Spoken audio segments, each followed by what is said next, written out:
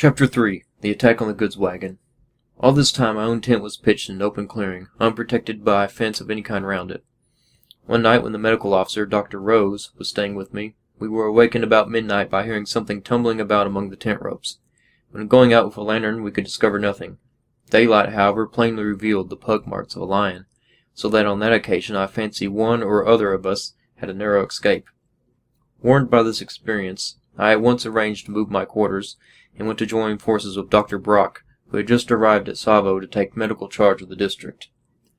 We shared a hut of palm leaves and boughs, which we had constructed on the eastern side of the river, close to the old caravan route leading to Uganda, and we had it surrounded by a circular boma, or thorn fence, about 70 yards in diameter, well made and thick and high.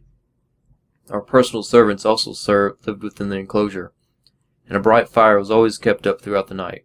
For the sake of coolness, Brock and I used to sit out under the veranda of this hut in the evenings, but it was rather trying on our nerves to attempt to read or write there, as we never knew when a lion might spring over the boma and be on us before we were aware. We therefore kept our rifles within easy reach, and cast many an anxious glance out into the inky darkness beyond the circle of the firelight. One or two occasions we found in the morning that the lions had come quite close to the fence, but fortunately they never succeeded in getting through. By this time, too, the camps of the workmen had also been surrounded by thorn fences. Nevertheless, the lions managed to jump over or break through some one or other of these, and regularly, every few nights, a man was carried off, the reports of the disappearance of this or that workman coming into me with painful frequency. So long, however, as the railhead camp, with its 2,000 or 3,000 men scattered over a wide area, remained at Tsavo, the coolies appeared not to take much notice of the dreadful deaths of their comrades. Each man felt, I suppose, that as the man-eaters had such a large number of victims to choose from, the chances of their selecting him in particular were very small. But when the large camp moved ahead of the railway, matters altered considerably. It was then left with only some few hundred men to complete the permanent works, and as all the remaining workmen were naturally camped together, the attentions of the lions became more apparent and made a deeper impression. A regular panic consequently ensued, and it required all my powers of persuasion to induce the men to stay on. In fact, I succeeded in doing so only by allowing them to knock off all regular work until they had built exceptionally thick and high bomas around each camp. Within these enclosures fires were kept burning all night, and it was also the duty of the night watchman to keep clattering half a dozen empty oil tins suspended from a convenient tree. These he manipulated by means of a long rope while sitting in safety within his tent, and the frightful noise thus produced was kept up at frequent intervals during the night in the hopes of terrifying away the man-eaters. In spite of all these precautions, however, the lions would not be denied, and men continued to disappear. When the railhead workmen moved on, their hospital camp was left behind. It stood rather apart from the other camps, in a clearing about 3/4 of a mile from my hut, but was protected by a good thick fence, and to all appearances was quite secure. It seemed, however, as if barriers were of no avail against the demons, for before very long one of them found a weak spot in the boma and broke through. On this occasion the hospital assistant had a marvelous escape. Hearing a noise outside, he opened the door of his tent, and was horrified to see a great lion standing a few yards away from him, looking at him. The beast made a spring towards him, which gave the assistant such a fright that he jumps backwards, and in doing so luckily upsets a box containing medical stores.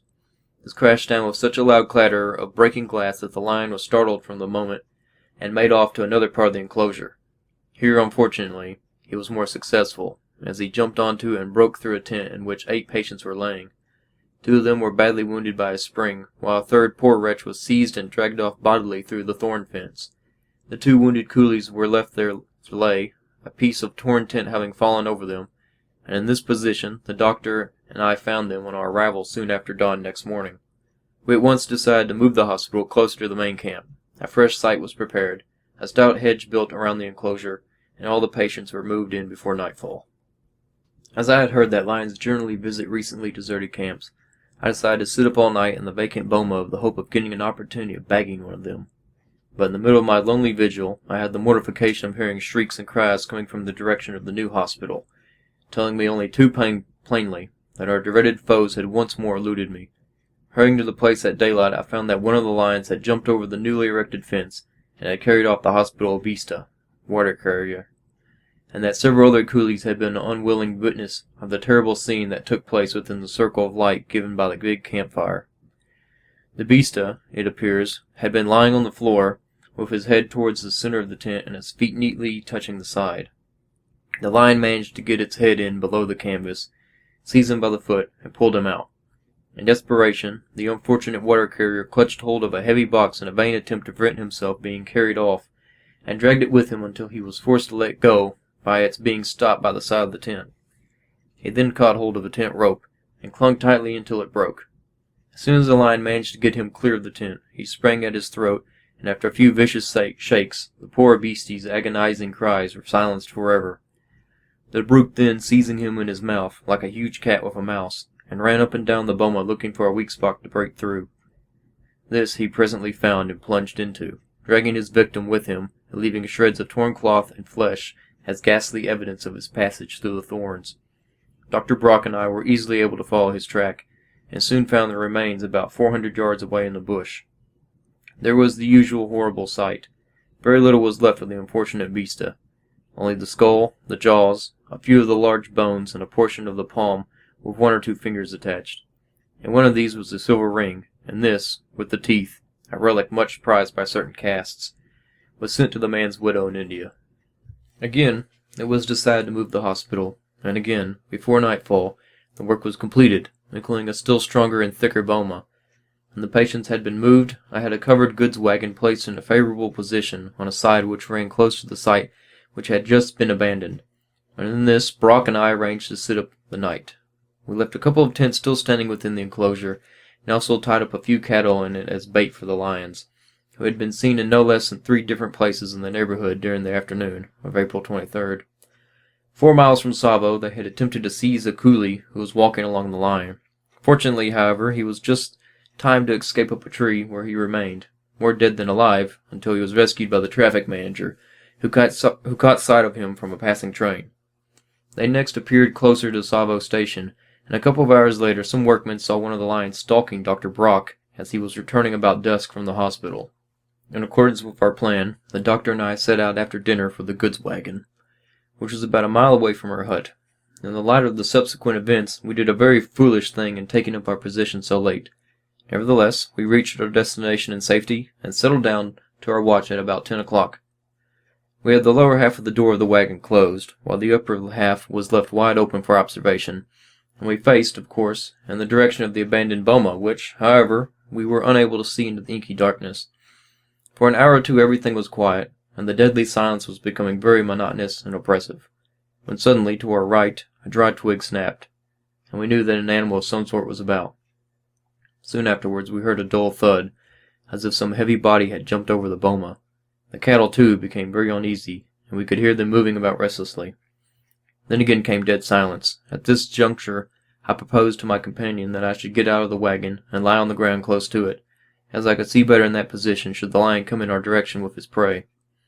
Brock, however, persuaded me to remain where I was, and a few seconds afterwards I was heartily glad that I had taken his advice, for at that very moment one of the man-eaters, though we did not know it, was quietly stalking us, and was even then almost within springing distance. Orders had been given from the entrance to the boma to be blocked up, and accordingly we were listening in the expectation of hearing the lion force his way out through the bushes with his prey.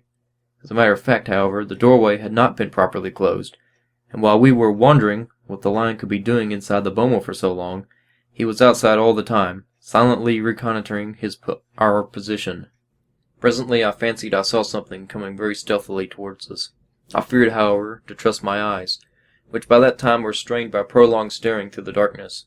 So under my breath I asked Brock whether he saw anything, at the same time covering the dark object as well as I could with my rifle. Brock did not answer. He told me afterwards that he, too, thought he had seen something move, but was afraid to say so, lest I should fire and it turned out to be nothing at all. After this there was intense silence again for a second or two.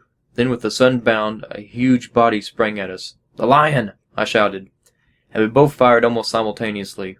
Not a moment too soon, for in another second the brute would assuredly have landed inside the wagon. As it was, he must have swerved off with his spring, probably blinded by the flash and frightened by the noise of the double report, which was increased by 100-fold by the reverberation of the hollow iron roof of the truck. He had not been very much on the alert. He would undoubtedly have got one of us, and we realized that we had a very lucky and very narrow escape. The next morning we found Brock's bullet embedded in the sand close to a footprint, He could not have missed the line by more than an inch or two. Mine was nowhere to be found. Thus ended my first direct encounter with one of the man-eaters.